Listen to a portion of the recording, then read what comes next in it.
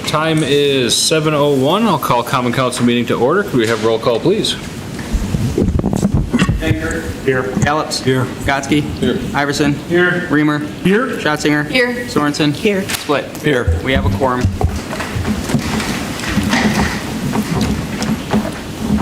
I pledge allegiance To the flag of the United States of America and to the republic for which it stands, one nation, under God, indivisible, with liberty and justice for all.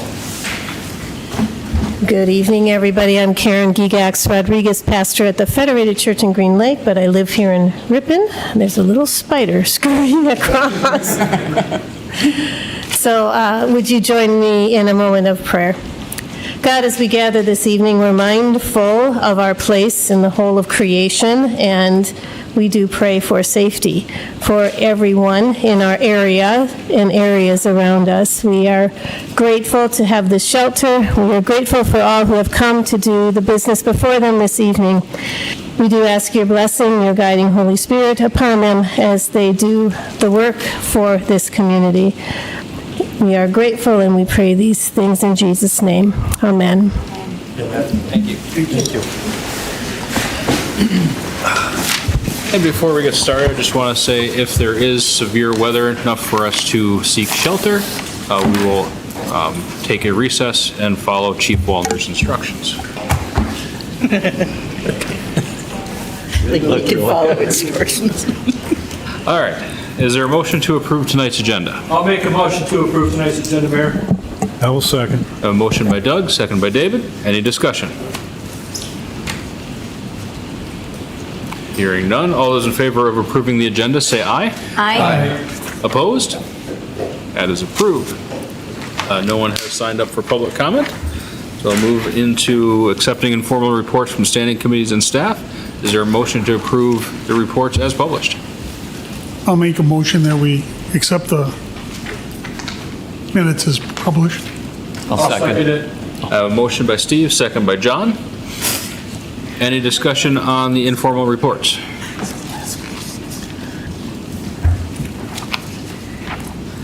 Hearing none. All those in favor of approving the informal reports from standing committees and staff, say aye. Aye. Opposed? That is approved. Next item is a consent calendar. This consists of Common Council minutes from March 10th and March 23rd. Is there a motion to approve consent calendar as published? I'll make a motion to approve the consent calendar as published. I'll second. I have a motion by Doug, second by Mark. Any discussion on the consent calendar? I'd just like to point out that the formatting for the votes seems to be working well. And also, I see the attendees are listed right at the beginning there. So, good format for these now. Thank you. Anyone else?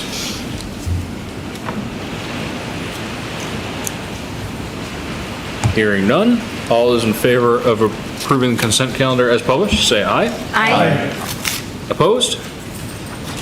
That is approved. All right. Next item is a proclamation.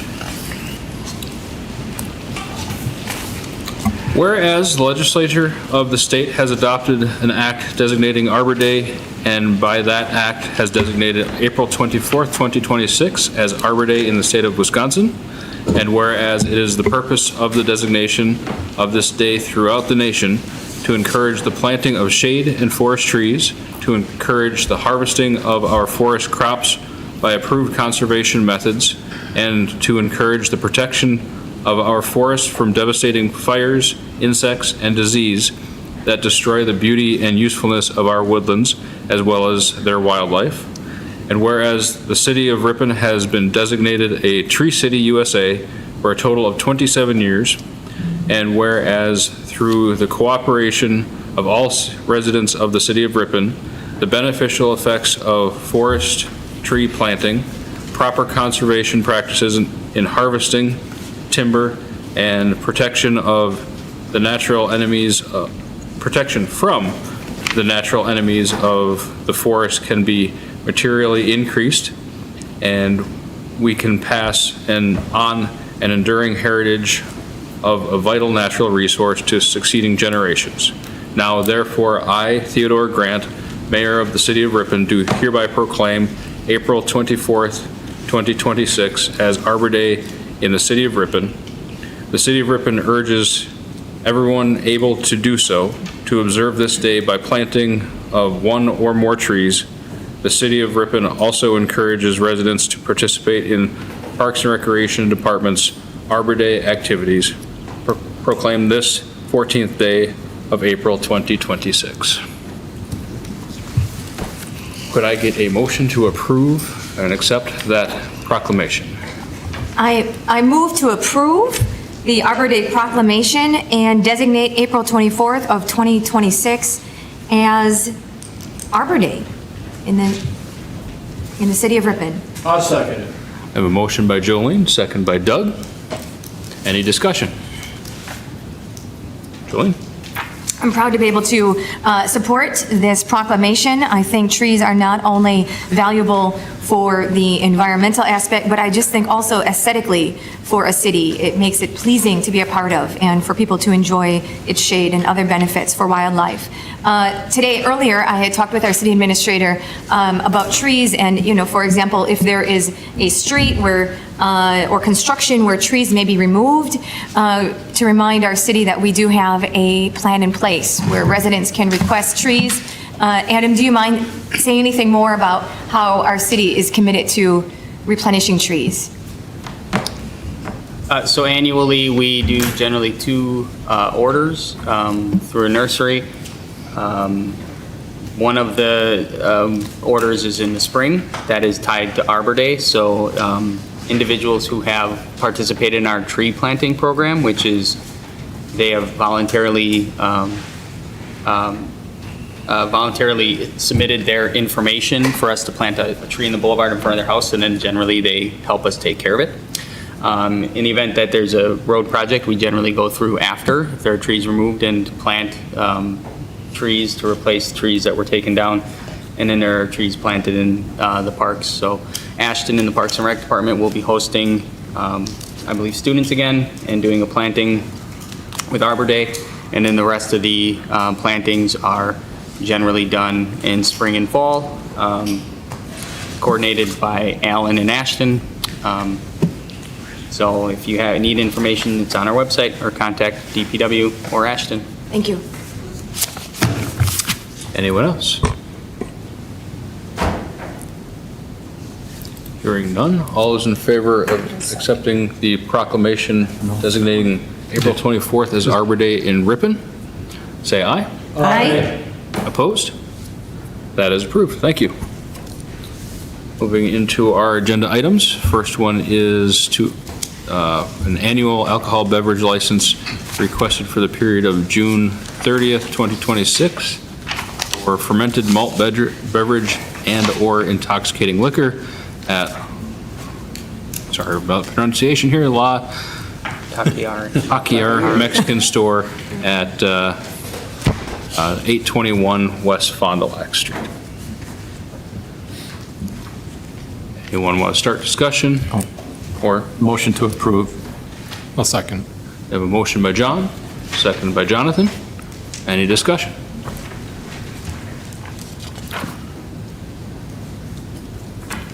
I've been there. They have good food. It's great to see a new business open up. I wish them well. Any issues from the clerk's office or legal? Nope. Nothing. Okay. Any further discussion? All right, all those in favor of approving the annual alcohol beverage license for La Taquiar Mexican Store at 821 West Fond du Lac, say aye. Aye. Opposed? That is approved. And again, I apologize for the pronunciation. All right, moving on to our next item, a temporary Class B license application and outdoor open container events or entertainment event permit application for Ripon Fest. And this one is, got the date of, 1 second, June 19th through the 21st, again at Barlow Park. And we can take both the outdoor entertainment application and the temporary beverage license at the same time. I would like to see where on this map, it says no alcohol beyond signs will be posted, but where is the alcohol going to be?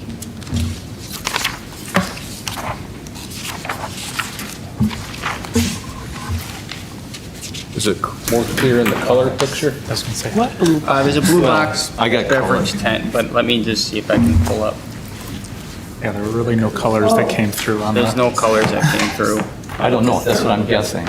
There's a blue box that is indicated where they will be selling alcohol. Yes, Oh, by the baseball diamond. yeah. Okay. You can't really see that on a black and white. Where is it? Where is it? I can't see anything. Right below Barlow right Park, there. where it says Barlow Park, right below that. There's kind of a blue Yep. rectangle. Oh, I see it. Blue beverage, box beverage tent, looking no at this alcohol map. behind will be Yeah, posted. you couldn't see it on that. The alcohol area. So I believe there's a stage in that area too. Interesting.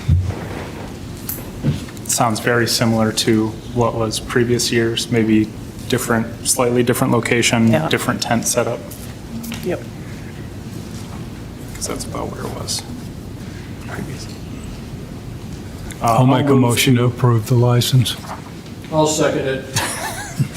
So we have a motion by David, second by Doug. Any discussion or any issues from legal or PD or clerk's office? I have nothing. Jonathan? Just formatically, you just said just license, not the event permit, if we wanted to do both at once. Right, because it's two separate things. You want to, You said just license, but it's license and permit? Yes. So, Yes. That was the so motion. clarifying your motion is for both items, Yes, it is for both. the license and the And the outdoor. outdoor. Yes. Thank you. Julian? Also, I guess I just want to clarify that on their alcohol beverage license, their email is not complete. On the other open container permit, they do put it's @gmail.com, so I can see clearly what that is. So in that instance, I think it's complete. Also, we have their phone numbers. I've been to Ripon Fest. I applaud this group of volunteers for having this in our community. I know that my understanding is that they are keenly aware of the past issues many, many years ago regarding alcohol in Ripon Fest, and that this is why they have been, I think, in close communication, is my perception with law enforcement, and I see shaking in the head. So I'm glad to see that, and I hope that continues. So with that, I support this, knowing that that is the current stance. Any further discussion?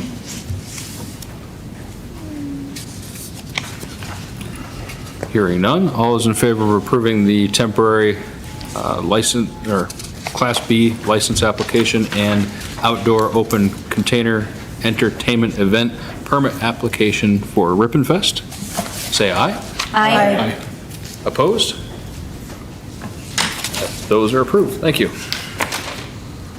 All right, next up is pay application number 6 for the Ripon Public Library renovations. This is in the amount of $340,670 and is recommended for approval. I'll make a motion to accept the pay application number 6 for the Ripon Public Library renovations. I'll second. A motion by Doug, second by Mark. Point of order for $340,670. Thank you, I'll accept that clarification. After you said something, I realized I did not put the cost in. All right, thank you, Ellen. Any discussion on this pay application?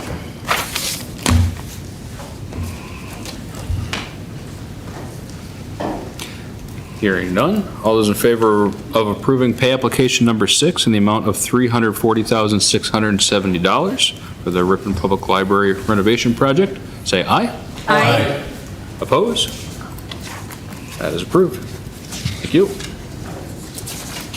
All right, next up is the SCADA System Improvement Construction Engineering Services Proposal from MSA. Do we want to start with you, Adam, on this? Yeah, we can talk about this. So in your report, or in your packet, there's a report, staff report. The number is a little bit off. We kind of got a final estimate earlier this Monday from MSA, a final estimate, and the estimated amount is $86,084. That's on the proposal. So to take a step backwards, the city contracted with MSA back in 2024, so about a year ago, to redesign, to bid out and proceed with the SCADA system upgrade. They went through that work at that time. MSA advised that there wasn't a construction management piece to it, because if we didn't accept the bid, or we didn't move forward with the project after it was done, there would still need to be construction administration and additional services to ensure that the contractor puts in the project to the design spec, right? To make sure that the project gets implemented appropriately. So we have gotten to that point where we have designed it, approved a bid with PJ Cortons, which was done a few months ago, and or a couple months ago. They have done some design engineering and have reduced the project costs by around $60,000 at this point. So there's been progress in terms of value engineering and reviewing the specs and making sure that we're getting everything we need and not anything more. And this is the last piece of it to keep it going. Staff have been reviewing this with MSA. They gave their scope, and the recommendation would be to accept the proposal, not to exceed the $86,084. Our hope in this is that we do not have to go that high. With staff presence and with oversight day-to-day by our utility staff, we hope that we can lower that amount. At the same time, this is a very technical system, and we don't want to be left just letting the contractor make decisions or implement something that doesn't work at the end of the day, or somehow sets us up that, you know, only they can fix it, or we get sort of tied into PJ Cortons, right? But generally speaking, we communicated this back in the spring of last year, and we are now a year in advance moving forward with the project. Dan is here as well, although he doesn't necessarily work as much on SCADA. He certainly probably has had conversations with Scott, who is the lead for the project for MSA. Alan is also here and has been in a couple meetings with Katie to kind of move this project along. So for $86,084, we'll get the service of competent professionals to make sure the work is done, the SCADA system with the water system is done correctly, right? That's what I think you're saying. I personally think, sorry, yes. I personally think competency in this area is really needed. There's no one here in the city that can competently do that. We just don't have. It's not that there aren't smart people in the city government. It's just that's not their wheelhouse. I think not to spend the money could be far costlier if something is not done right and it's not caught, or all the scenarios that Adam just gave us. So I think the $86,084 will be money well spent. It'll help make sure the SCADA system, as it's going in, is working the way it's supposed to, at a cost-effective area. So also, can you just once again, Adam, summarize what SCADA is for? Because I know people out there aren't really paying attention to these minor little details of life. You're gonna mess with me now because I can't always recall what SCADA stands for. Well, that's But okay, but what does it's it do? supervisory control and data acquisition. Supervisory control and data acquisition. It is the central nervous system of our utilities. It essentially is technology in place that talks to each other, that alarms, and ensures that the system is working. Pumps go on at night to pump the water tower full, that then sends a signal to the well to stop pumping, right? Lift stations, pumps in the treatment plant.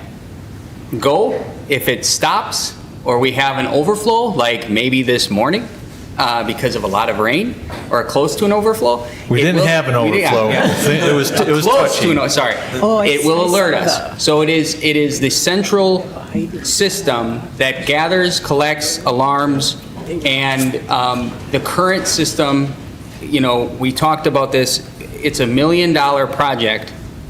Engineering on it will come in at around 15 to 18%, which is customary at this point. We hope less than the 18, but generally speaking, these are not optional systems, and our current system is out of date, and really the idea that it's a comprehensive system, gets put in place correctly, communicates. This is very technical, and to be quite honest with you, Alan, Katie, and I with MSA had a lot of talks about what level of service we needed in this, because at the end of the day, it should be sort of plug and play, right? Like they come in, they put everything, and then it works magically. At the same time, too, we got to make sure that the right equipment that's being spec'd is putting in, that they're not taking advantage of us, right? Not saying that PJ Cortons would do that, but we want to make sure that when this system is done and installed, that it works really, really, really, really, really well. And the only time you can ensure that to happen a lot of times is during the installation. So you're not running back into it later on and paying someone to come fix what wasn't done correctly. Real quick, did I recall you maybe or Alan said that they were finding parts for the current system, like on eBay and other online, used parts to keep it going. Isn't that correct? Are we finding some used parts? The water. Yeah, for the SCADA system, or? And I believe it is those parts that we're looking to Right, we're replacing the update. parts that- There are some programming, PLCs, programming logic controllers that are on older parts that. We can't get. Right, you can't get anymore, and so there we look for who has some in inventory that they may have salvaged off of other jobs, things like that, so that We can't keep doing that. until our equipment that is using those older PLCs is replaced and we can modernize those. But in the meantime, anything that's coming on board as far as the computers and those PLCs that are associated with the computers that then transfer the signal to the older PLCs to everything else will be new. And to your point, Katie and I had some long discussions with Adam. We wanted to make sure that we had the freedom to reach out to MSA where we were not comfortable making decisions or where we needed guidance. So, we have that comfort level. It's really about, as we go down this path, where can staff step in and handle some of the activities that otherwise MSA might handle versus the more technical aspects that we would not have that comfort or that knowledge base. I appreciate your response. This is not anything I didn't know, but it's been a year, and people are like, why are we doing this? What's SCADA? Can't you just go over there and turn the pump off? Can't we just stick somebody over there? Alan, can't you just spend some time with that lift station overnight and make sure it's working right? I just want people to try to understand that there's a lot more than just property tax, spending it recklessly in the city. So I appreciate your response. Steve?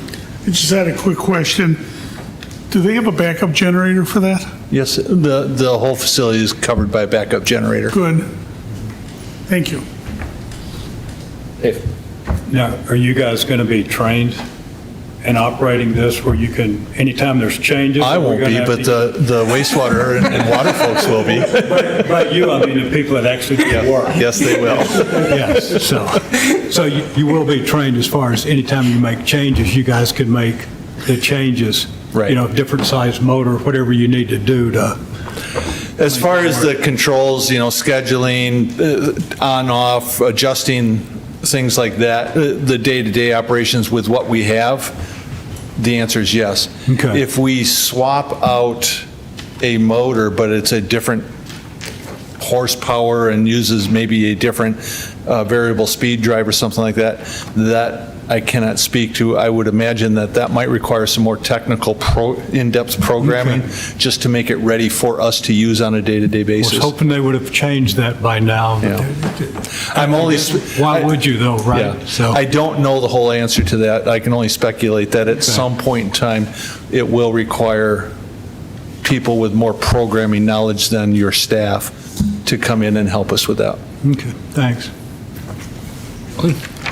I think if utilities are the lifeblood of a city, and this is, the SCADA system is a central nervous system, I do not want to gamble with that. And so I support having an entity oversee to make sure this is done right for our constituents, for our entire city. I have a couple of questions perhaps for MSA, and that is for the project coordination and then other areas. Often certain areas say up to 8 meetings, for example. Owner correspondence and meetings, up to 8, as an example. My question is, and I get that you can't start charging per meeting because you want this to be worth your time and effort, everything that's going to go into this, but is it possible, or is it something that is advisable to say, I mean, theoretically, you could do no meetings and we would still pay you the same. We are thinking we are paying you to meet with them. So that would just be the up to. If we don't go to 8, we go to 4, they'll only charge us for 4. If we don't have any meetings, we're not charging for any meetings. So it's really an assumption that we make based on our experiences and how many meetings we think it may take.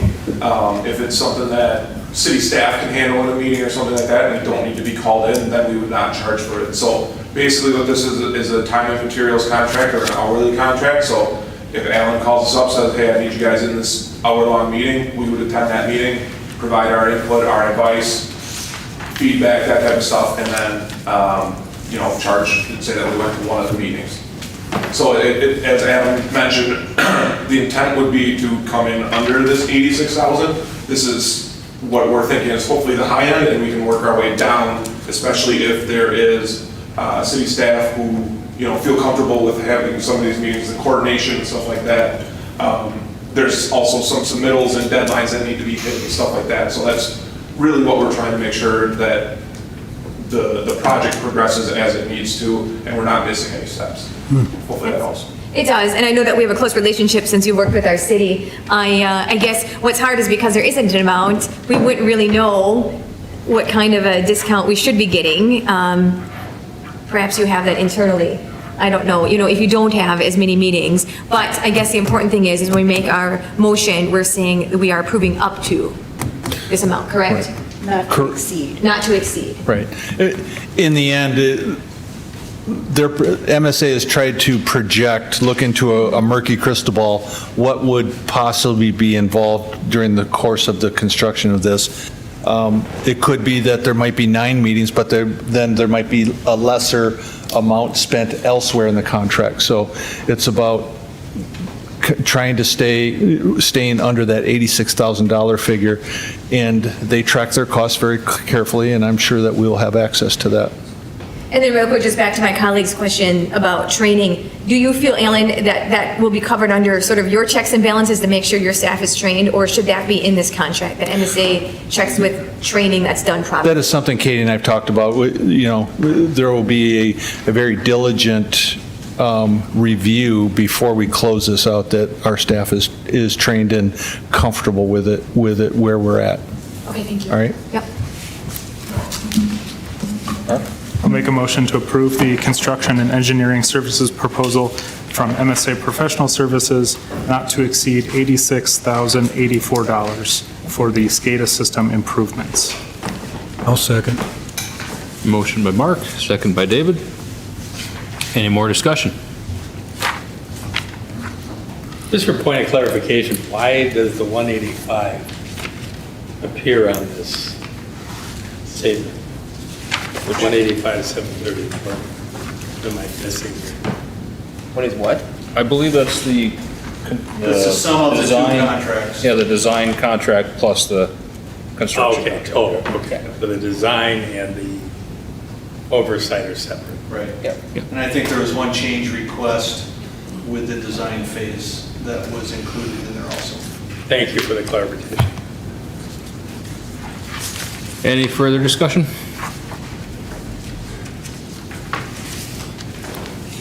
Hearing none, all those in favor of approving the proposal from MSA for construction oversight for the SCADA system not to exceed $86,084, say aye. Aye. Opposed? That is approved. Thank you.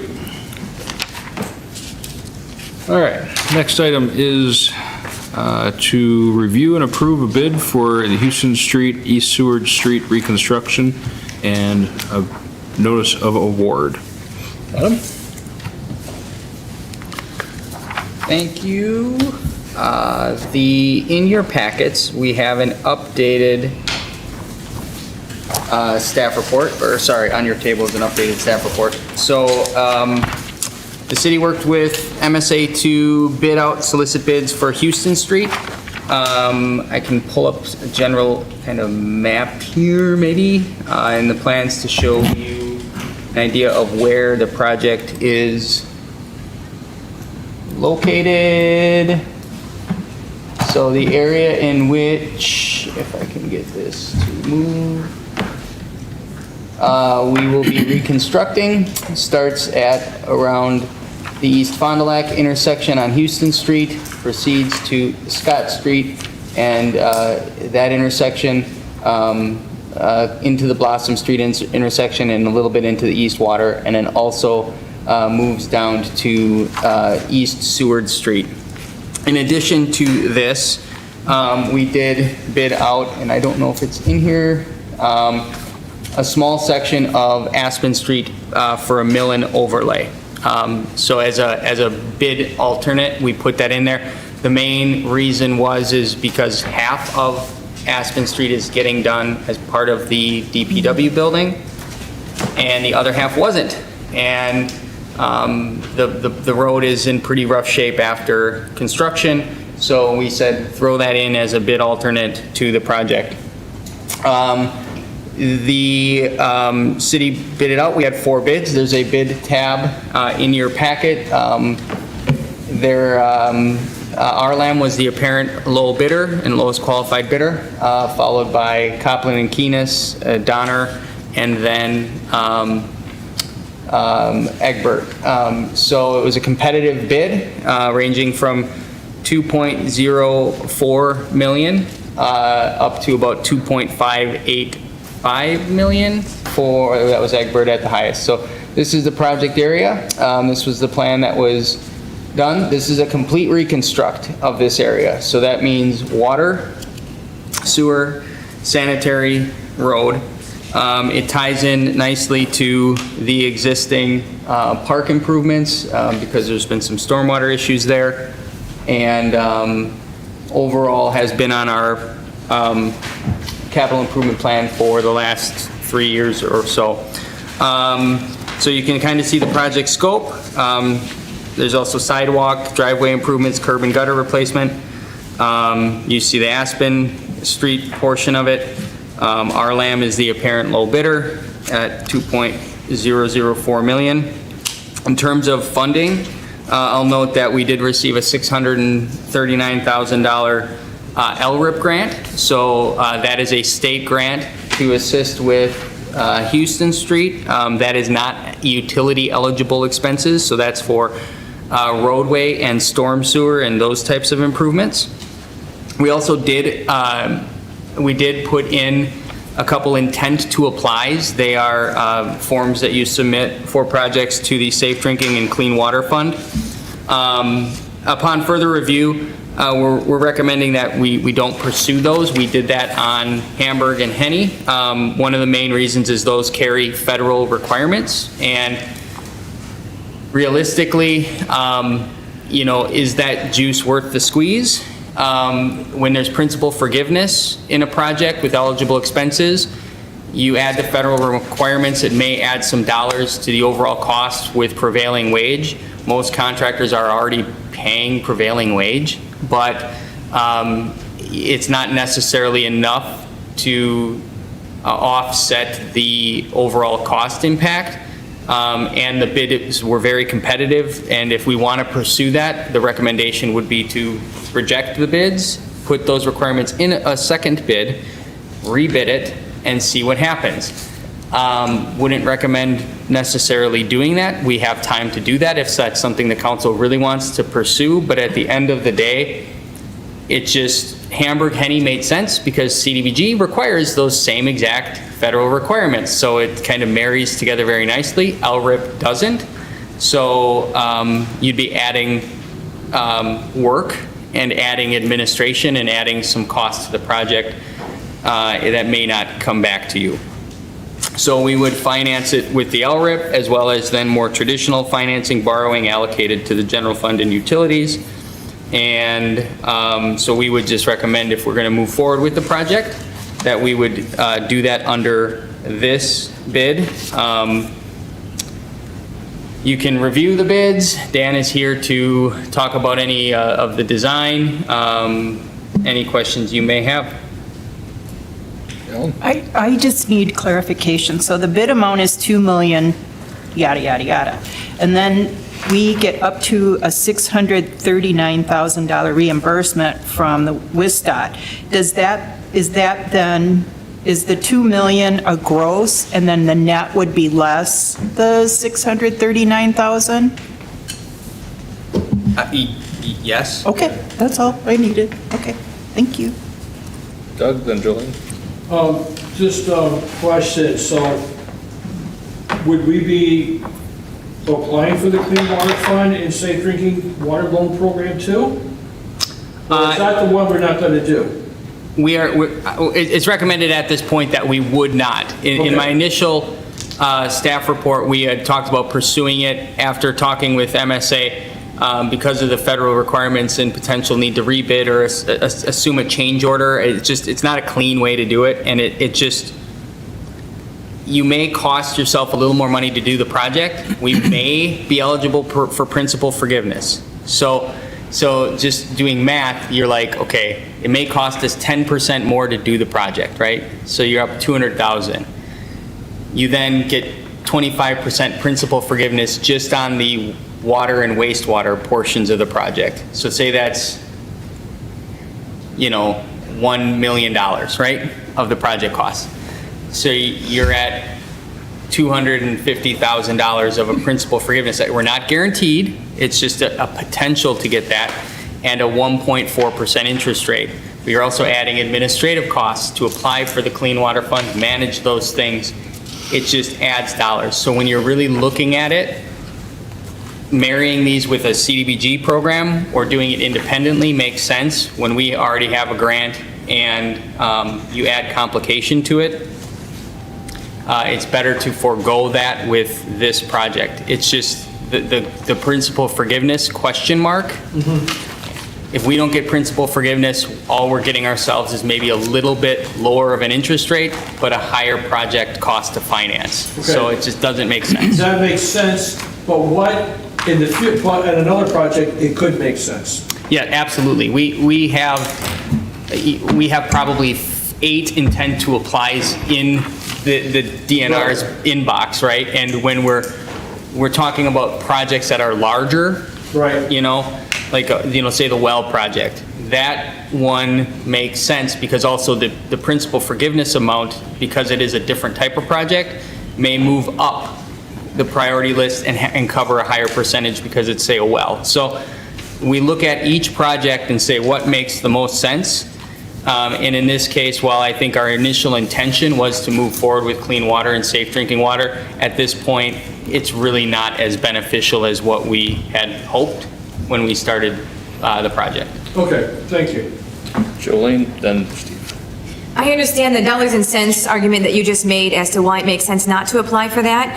I have to say, as a property owner in the area, to state out loud that we're not going to pursue the clean water and safe drinking water for this doesn't sound good, but in actuality, what does that mean for property owners? There's no difference that they will see whether or not we apply for this or not? The project would be the same? Is that my understanding? Or is Yeah. there any difference that would be whether we apply for this or not? The project is exactly the same. Those programs are a funding mechanism only. Just making sure. The only thing that you could change is American steel requirements, which most people are already using American steel. But generally speaking, there's not anything from this plan that was bid out, designed, everything, put on the street to be bid. Nothing is changing. So. And then, when we do construction, it goes without saying that if we would find lead service lines or anything like that, that this would be something we would then be taking care of at that time, correct? Correct. We have already sent letters out to property owners along the street saying that the intention is to reconstruct the road. Please contact us if you feel, or get us your material list. We have, I believe, information in the project for replacement of those. I don't know if we did project quantity costs for sanitary sewer replacements, but a lot of times what we do is we build into the project a cost, a unit cost. So if a resident is like, well, I actually want to redo my entire sanitary lateral to my house, are we doing that again? That was not planned as part of this. Sorry. The lead services were planned. Yeah. So I think from the utility, they did give us a couple of them. The sanitary laterals were not planned, but if there's not the funding, we can call a contractor. There's not all the red tape and say if somebody is interested in it, we could look at inquiring and getting a cost. Yeah. So we have costs from other projects in the past that we could probably get close with, as far as an estimated number. When should property owners, what is the deadline for them to contact you or the city by? I don't have that as soon as possible. I know that doesn't help you, but we don't necessarily have an exact schedule or anything like that. I assume that the contractor is going to plan to get started rather quickly, just because of the size and the nature of the project. So I would say that probably end of May would probably be the latest that we would want to know about them. That being said, the contractor may still be working on utilities into June or July, but then we can kind of schedule it and make sure that things are done in the proper order and we're not backtracking. I still have more. I appreciate the drawing of this, and I want to just double check with with Mr. Wertz, attorney. So I do live on Houston Street, so I will benefit from this. However, it's my entire area. Is it advisable that I can still vote for this, or should I abstain? Yes, because the general nature of the project is not specifically benefiting your property only. Yes. So I do plan to vote, and I will say, then, on that note, I want to make it known that I remain disappointed that the L from the Water Street down by the park will not be a part of this project, being that the equipment will be out there. It seemingly makes a lot of sense to finish this area. It seems like it would be... That's a bad street. Area. It is a very bad street, and thank you for saying that. There's many bad streets, but when I see the pavement kind of buckling like this, it's a bad street. That being said, tonight I will not make that case. I know I've made that in the past, and so I want to make it known that, look, we don't get special treatment by serving on the board. And I also understand that there are other areas that are in high need. And in fact, when you go to the top of this picture, if you could scroll down a little bit, Adam, by the dam, that bridge on the top there, in that area, as you go a little bit more to the right, that is really just deteriorating from the dam to the church, Our Savior's. And so that is just extremely bad right now. Sky Street is bad. I agree with you there. And that may be something, I don't know, again, with equipment out there, I don't know the flexibility. that we have, but the potholes are really, really not good in that specific area. I do think Scott Street has to wait a year or so for a mill and overlay, is that correct? I did see a schedule. It was a mill and overlay. I don't think it was a street reconstruction, if I recall, but wasn't it a couple years off for Scott Street? Are you asking me? Yeah, anybody. Yeah, I believe so. I think so. too. Scott Street is certainly a priority street. Right. Scott Street is, for a full reconstruct, is a significant financial investment for the city. We will be performing maintenance activity on Scott Street in areas that are deteriorating this year. Alan is coordinating that as part of the patching work. But the level of improvement needed on the totality of Scott Street is about estimated to be double this project. Okay? So it's a $4+ million project. We have applied for funding through the federal government on multiple occasions for that project. And if there is the chance that we get federal funding, we can proceed with Scott Street. Scott Street could also be broken up into pieces and put into different phases because of the totality of it. It's on our radar, along with about 5 or 6 other critical streets that are on our radar. Plus one that we wouldn't agree with. So we are working toward that. There are lead service lines on Scott Street. The totality of need on Scott Street make it a more compelling case for grant applications than other projects in the city. We certainly understand the decline of Scott Street. We understand the decline of many streets, and we put out an entire post recently in our newsletter about what the schedule is and giving people some context to what the cost is for these projects. So certainly you can review that, and I'd be happy to answer anything about that. So I'm going to make a rant right now. On my way out the door, so to speak, I've heard so much vitriol on social media platform that I won't say about how these streets need to be done, that no one's doing anything, that wheel tax money's being put in our back pockets, all this stuff. None of them will show up here to make a public comment, to be honest with you. And so this is what I'm going to say. We do our best. We get the best bids that we can. We're working with, and this, what we're doing now is a direct result of previous administration, previous councils sitting on their hands and refusing to do anything like street reconstruction that costs money, that might move the mill rate up or increase property tax. So guess what's happening now? We're having to pay that bill because the streets are so bad. And honestly, I don't even think if you put gravel in them, that would be much of an improvement. They're so bad. So, you know, you people out there that are just, well, you know what, my property tax go up. It's going to go up anyway because housing costs have gone up. It's going to go up for a lot of people, even a little bit. And there's nothing the city can really do about that. And you're going to pay a little bit more property tax. But it's going to go to fix your darn roads. We're not like pocketing it, and we're not like have a secret trust account offshore or something like that. We're not giving you the finger. And if you say, well, council, the city isn't listening to us.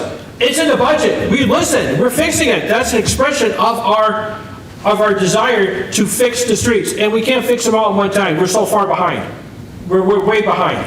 But we can try to get up in a couple of years to get a lot of the bad ones. So that's my rant. Thank you, Mayor. Thank you, Doug.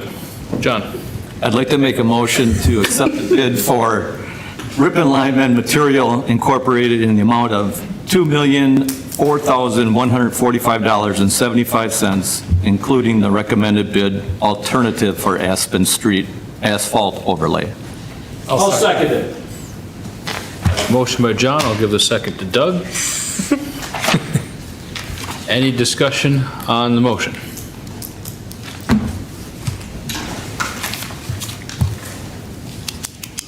Hearing none.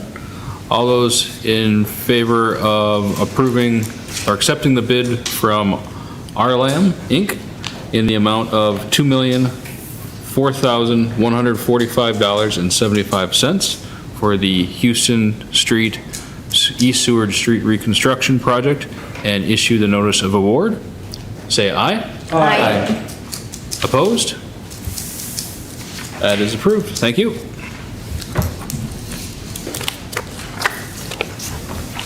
All right, moving on to project updates and staff reports.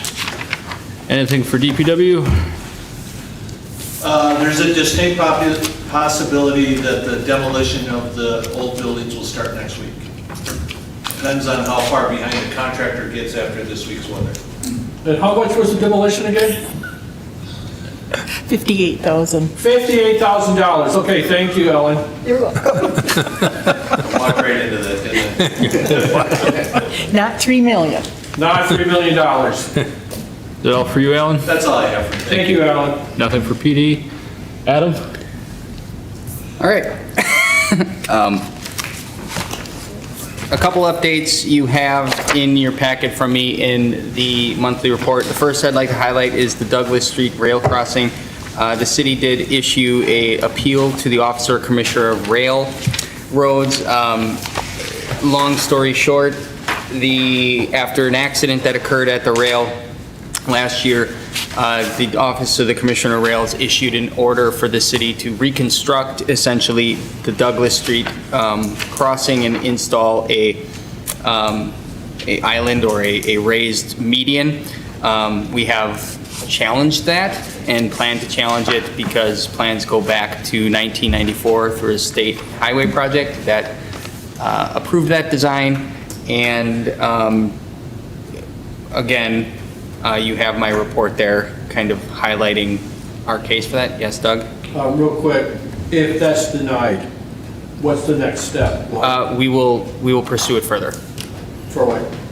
Administrative judge? Circuit, you can go to circuit court. We will, Court? yeah. Denial. Okay, I think that's fine. So, it is a significant undertaking at our expense with a very short, unrealistic timeline for a project that was done and approved 30 years ago by the state of Wisconsin, and the state of Wisconsin not getting the proper approvals from the state of Wisconsin. So, just wanted to share that with you if that comes up, or we need to talk about it. Wanted to update you on that. After one of the last meetings, I also sent some correspondence to the council regarding county roads in the city of Ripon and the jurisdictional control that the city has had over county highways in our community for decades. And so to be clear, the Fond du Lac County does not maintain, fund, reconstruct any road in the city of Ripon. We are the only community in Fond du Lac County that they do not do work in. And it is because at one point in history, the city said, we will take jurisdictional control over those roads. Those roads are commonly known as Griswold, Eureka, past Oshkosh, moving north, and Berlin Road going out. So those are the county roads. They take jurisdictional control at the city line, the county does. And we have begun correspondence with the county, just trying to understand that. And certainly if directed, I can continue to further discuss with the county. All of those roads are on our capital improvement plan because they are all failing. And they will be coming and doing E up until the city limit and then stopping this coming summer. So, yes. Do we have that agreement on paper that we took over, or is it just something that out there just I am not certain of the answer to that question. The understanding is with the current county highway commissioner that he's been with the county since the 90s, and it was that way before that, right? And he went back into records dating back into the 80s, and it was still that way. So, you know, somebody somewhere along the way thought this was a good idea. And while we get road aid for that and mileage for it, that's not going to pay for the cost of the reconstruct or what we are paying into the county. And then they are then, making improvements on other roads throughout the county, so. Okay. I would like to ask administration to query the county for why, at the current state, it would be acceptable to have Ripon, the city of Ripon, be the only municipality that is excluded from assistance or responsibility, understanding that there may have been an agreement, spoken, written, carved into stone, we're not quite sure, at some point. But certainly to continue on doing something just because that's the way it's been done is, in this case, extremely unfair to all of our constituents here in the city of Ripon, but also I think just sets a really bad example of just saying, well, there's the city line, we're not going to work, if we see county projects coming into town, or if we had a project going out of town, it certainly would make sense for all taxpayers to work together and organize and make those projects work smoothly. So that would be my direction, would be kind of push on that and see what the answer is. And if there isn't an answer, maybe we can find one. This was on my list of things to talk to about also, aside from the fact that they're not maintaining the county roads. I think we should possibly talk about this within the context of one of the Ripon County supervisors proposing a wheel tax to use a shell game to move money around for a new jail. Why would citizens of Ripon pay an additional wheel tax for roads to the county for roads the county doesn't maintain? We have restricted our wheel tax to improve roads. There seems to be some great unfairness. I have problems, having been a county administrator for Fond du Lac County, with this proposal to move wheel tax to the highway department and then move what funds they're getting, either from sales tax or levy, from the highway department to fund a jail, and then Ripon not benefiting by any of that wheel tax, that proposed wheel tax. So I think there's a bigger context here too.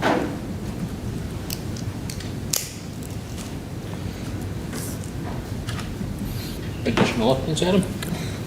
Selfridge Park project, the activity will kick up again here post-winter. So you'll see the trail be put in and things of that nature.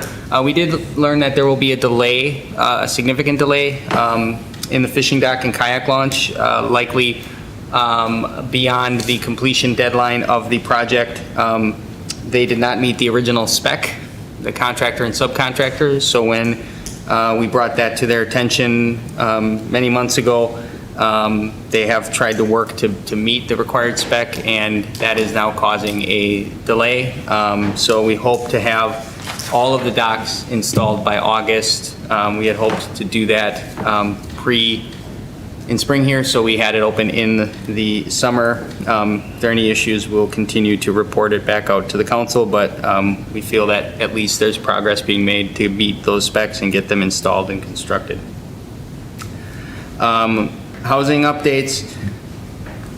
We've issued, over the last 15 months, 50 new single-family home permits in the city, including a few duplexes in there. So that is a significantly higher number than the combined total of probably the last decade combined. So we are happy to see that. And 13 of those happened in the first quarter already this year. So we didn't anticipate that necessarily, just based on the availability of lots. But what it shows is that there are fewer and fewer lots to build on. SCS Ripon will begin mobilizing on the site, and they will begin construction and have a groundbreaking planned for June. Alliant Energy is coordinating the utility relocation on that property with SCS, so that project is moving forward. And then happy to report that the second round of the Ripon first-time home buyer grants have been awarded out in total. So there's another 15,000. So we have in the last 2.5 years assisted 6 first-time home buyers relocate and buy their first house in our community. I will likely be back to have additional funds requested there because it seems to be a program that is very valuable for those who are trying to buy a home for the first time. Also, just the Wildflower development on Scott Street. They have fulfilled all of their development obligations with our development agreement and have sold their 4 homes there. Starting at the one closest to the railroad was around $260, I think was what it was sold for, maybe $270. And the others are around $280,000. So, and then Kensington also, which is the Justin Krieger development, has met about 50% of their development obligations and completed 2 duplexes or pretty close to completing duplexes and are selling duplexes in Kensington. So some of the housing agreements and developments that we have had, the developer has followed through and completed what they have said they would do. We did also submit an LSSIP application for the Pacific Street Bridge. We worked with MSA to get an estimate on what it would cost to reconstruct that bridge, and because it is a bit of a mess, you're talking about $1.7 million. So the LSSIP is a new program, and we rated a 2. That's the lowest rated bridge in Ripon. Every other bridge rated a 4 or higher by the state when they created eligibility lists, and that grant covers up to 90%. Just a quick thing too, the dog park that the city owns on Coral Road has a barn. There was some incident there a couple weeks ago. Thank you, John. And somebody was squatting in the barn. And after reviewing the condition of the barn, we have an RFP out to remove the barn. So if anybody's interested in that, certainly there's information on the city website, or call, get a hold of me and I can give you the request for proposals. Yes? Did you touch on the RESP grant? I did not. Go into that now. I can.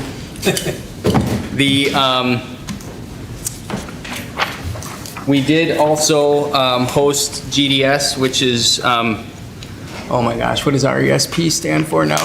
I can't remember. But that's the energy planning grant. So we toured city facilities a few days ago, and they are beginning their report. There will be public engagement coming out, so there'll be a public survey and information there, and other engagement.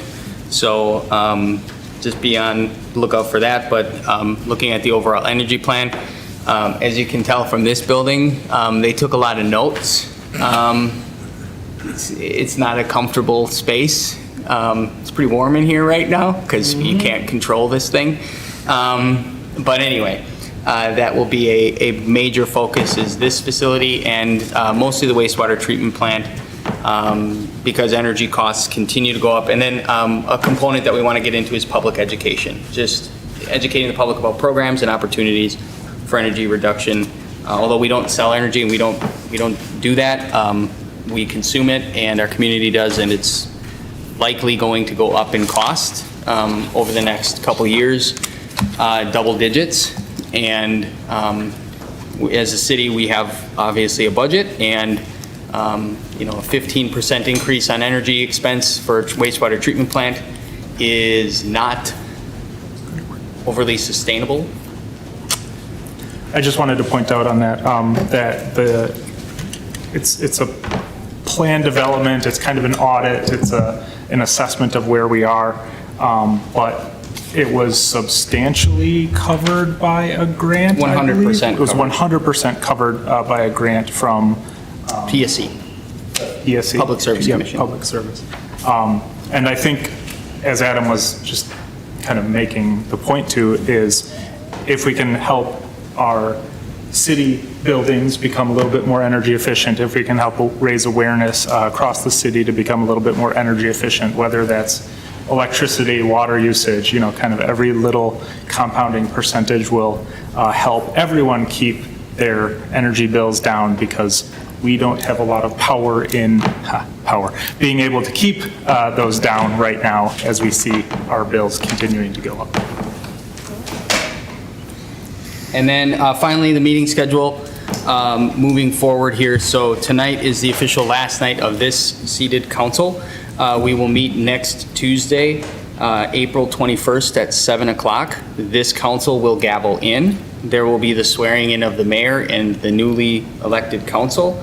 We will then have the reorganization meeting to follow. And then that will be done. And then the first meeting of the newly seated council will be the regularly scheduled second meeting in April. We will also schedule another onboarding. I will kind of try to coordinate that with everybody, see what date works best. I would prefer that it be done either on the 27th or in the 1st or 2nd or May, just to keep on a regular cadence of doing onboarding and just overall council education and just overall review of operations every couple years. So be on the lookout for that. Thank you. Jolene? Adam, if there's a tour included in that, it sounds like you're going to invite everybody anyways to the whole council, whatever type of There's education. no planned tour at this point. If you would like to individually tour facilities or spend time touring facilities, we can do that. Frankly, it's just hard to publicly notice an entire body traveling around the community taking a tour. So I can schedule individual meetings as well. So we'll talk a little bit about that. Okay. But if you want to see something, just let us know. Sounds good. And then can I just add that I talked to someone from the Wildlife Development on Scott Street, a young couple, and they said that they specifically moved to this area. They love that the price point of the new home, and then with the park around the corner. And so it just feels really good to see that our, come to fruition. And here's a young couple moving here to Ripon. Any questions for Adam?